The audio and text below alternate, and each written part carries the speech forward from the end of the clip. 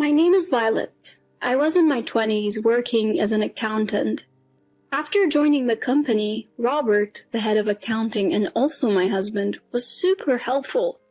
He guided me through my job and was a great listener whenever I had work troubles.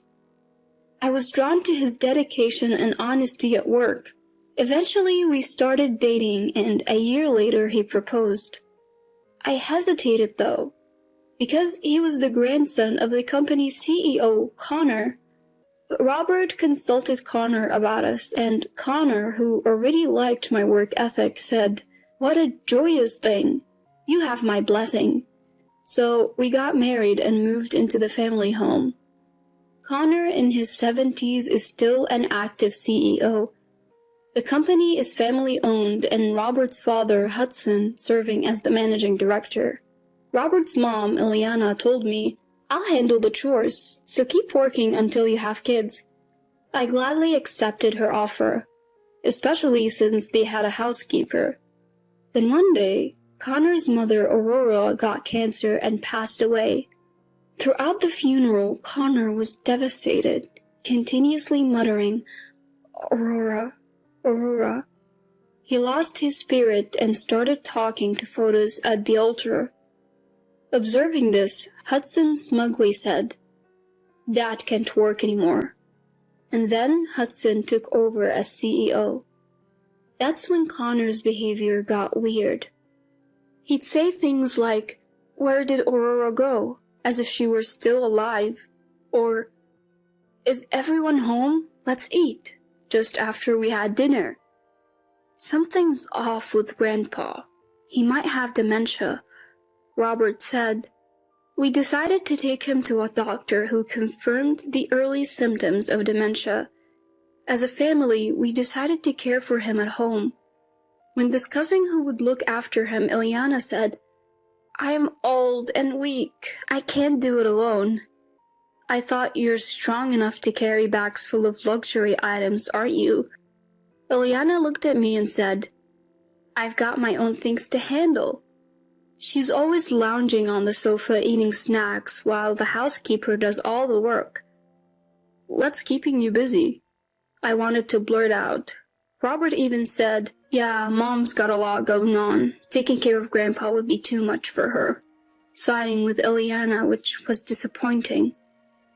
Violet can be a housewife.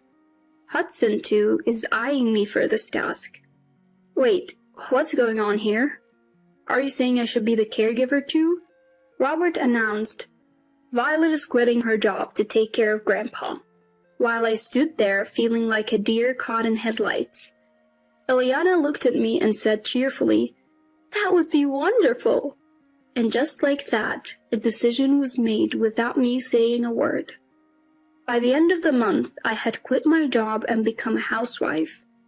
Ileana let the housekeeper go at this point. I ended up handling all the household chores and caregiving, leading to busy days.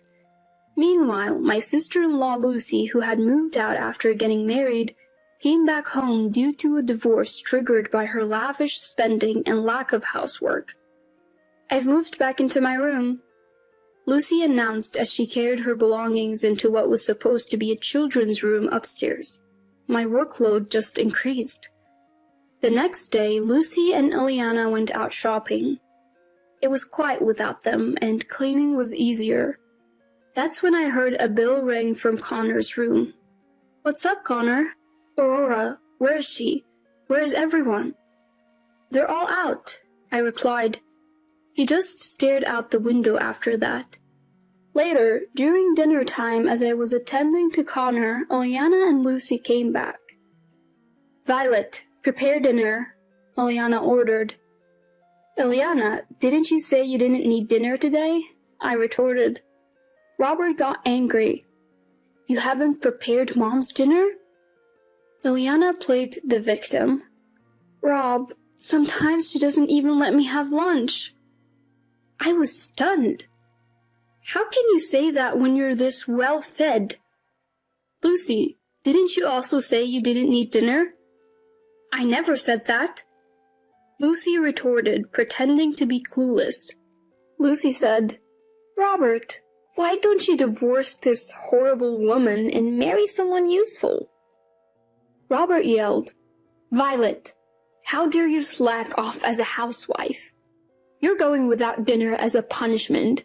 You probably ate something during the day anyway. Just then, Connor threw his plate on the floor. It was more like he hurled it, actually. Thanks to that, I wasn't hit. Get it together, Grandpa, Robert said, looking annoyed. That day, I went without dinner. From then on, Robert's attitude only grew colder. During the day, Eliana would scatter stuff around and complain as always. Violet, when will the cleaning be done? I saw some trash in the hallway. While I was preparing dinner in the kitchen, Eliana would chime in, Let me help you, only to burn the food in the pot, spill ketchup and sauce, make a mess, drop a glass, and even step on my hand while I was tidying up. Because of her, I injured my hand with a piece of glass. Seeing me wince, Eliana said, Oh, sorry about that, didn't mean to, but didn't seem to feel bad at all. And now the ketchup and sauce stains are permanent and the cuts on my hand stung. One evening, as I was getting out of the shower and walking past the living room on my way to my room, I heard voices. Robert was back and everyone was having a conversation. Dad, I want to live in a high-rise apartment. Grandpa keeps lurking around and it's creepy, Lucy said in a whiny voice. Yeah, whenever I see Dad's face, it makes me wish he'd go away to Mom's place. He still has his CEO face, even though I am the one in charge now, Hudson added. Eliana chimed in. Seriously, Connor has money, yet he never shares it with me and he makes me do all the housework.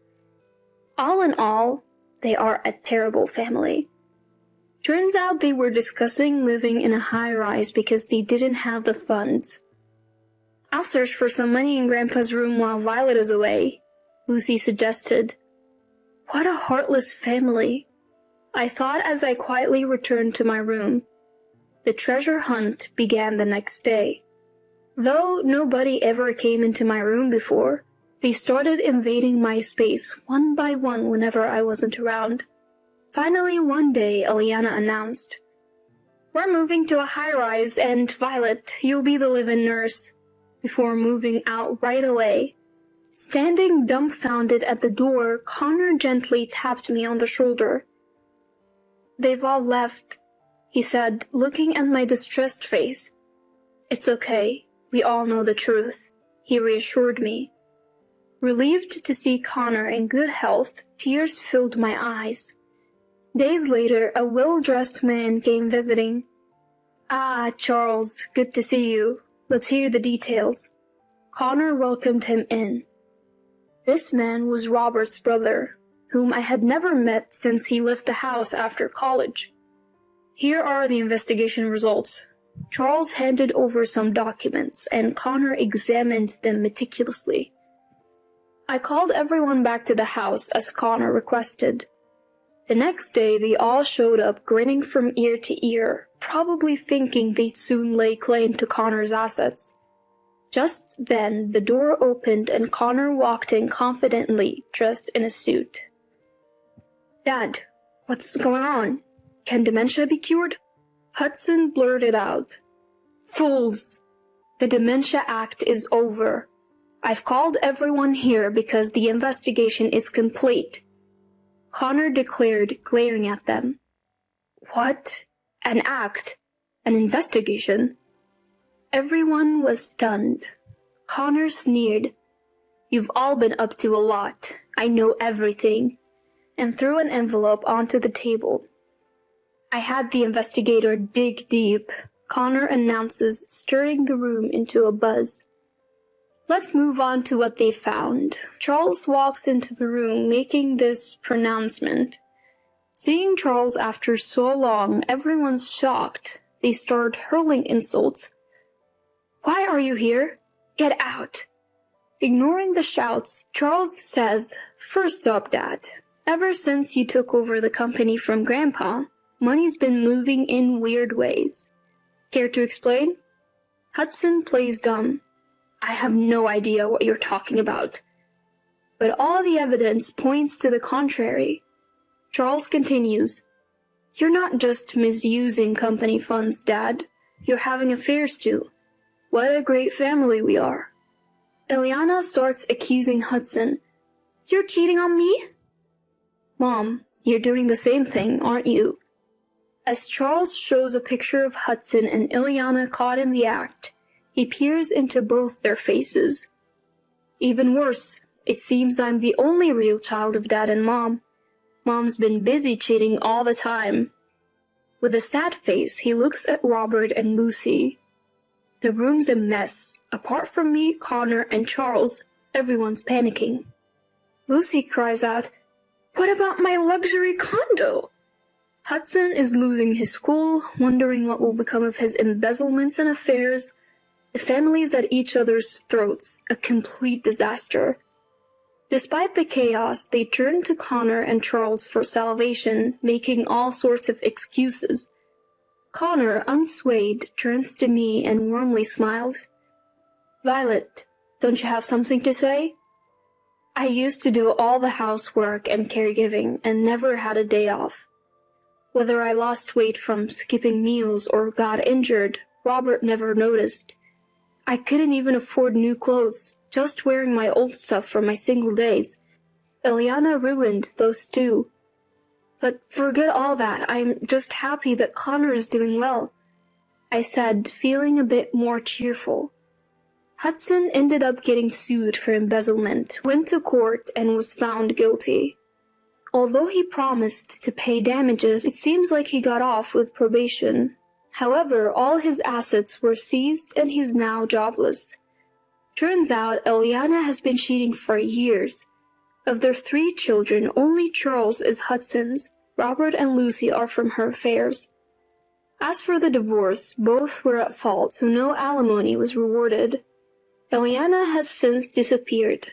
Interestingly, Robert also embezzled company funds and was sued for hefty damages, pushing him into bankruptcy. When I found out Robert has been cheating too, I couldn't even muster the emotion to feel sad anymore. Armed with evidence, I filed for divorce and demanded compensation for years of mistreatment. Now Robert works at a cleaning company to make these payments, but is reportedly getting scolded by younger part-timers because he's incompetent, yet arrogant. What Lucy had found was that the $2 million in gold bars that Connor had given to Aurora, Lucy liquidated the gold and seemingly purchased a high-rise condo.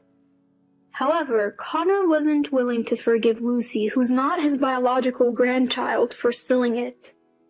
He demanded the gold's worth in cash or threatened to sue, so Lucy had no choice but to relinquish her high-rise. Later, Charles evicted the in-laws from the condo. The high-rise dream was lost, and the condo wasn't sold for as much as it was bought for. All that remained was a debt of $200,000. Evicted, they all moved to cheap, crumbling apartments and are struggling even to find food, according to Charles. Eventually, they'll be homeless. Charles chuckled. The business has been taken over by other relatives. Charles has moved back home, and now we're remarried and living happily ever after.